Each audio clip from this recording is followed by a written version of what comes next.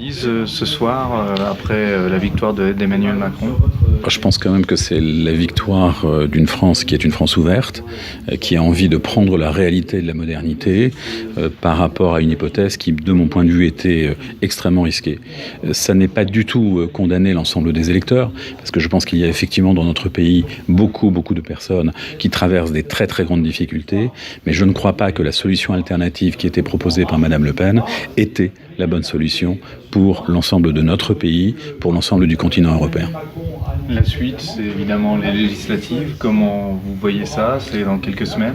C'est dans quelques semaines, ça va venir très vite. C'est pour moi 3 scénarios possibles. Le premier, le président de la République nouvellement élu a une majorité dans la dynamique du résultat de la présidentielle.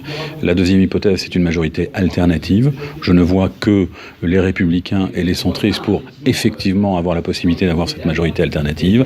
La troisième possibilité, c'est qu'il n'y a pas de majorité.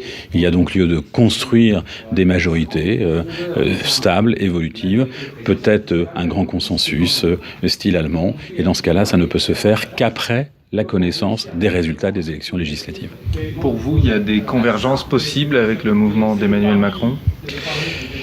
Il y a, vous savez, il faut voir le score du premier tour. Le score du premier tour donne en réalité ceux qui ont adhéré à chaque candidat dans la proposition des 11 candidats. Et pour tous les candidats, vous avez à côté des gens qui ont soutenu d'autres candidats, qui peuvent partager quelques-unes des idées, pas les mêmes, pas toutes. Donc évidemment que dans les propositions du candidat Macron, il y aura, je l'espère en tout cas, un certain nombre de propositions qui iront dans le bon sens et qui seront effectivement en possibilité d'être soutenues. Je dois dire que lorsqu'il était ministre de l'économie, je fais partie d'un groupe au Sénat qui a pu voter un certain nombre de textes parce que nous pensions que ça allait dans le bon sens. Nous pensions que c'était insuffisant, nous pensions qu'il y avait beaucoup mieux à faire, mais nous pensions que la direction était une bonne direction. Donc je crois qu'en tout état de cause, si opposition il y a, elle ne pourra être que constructive.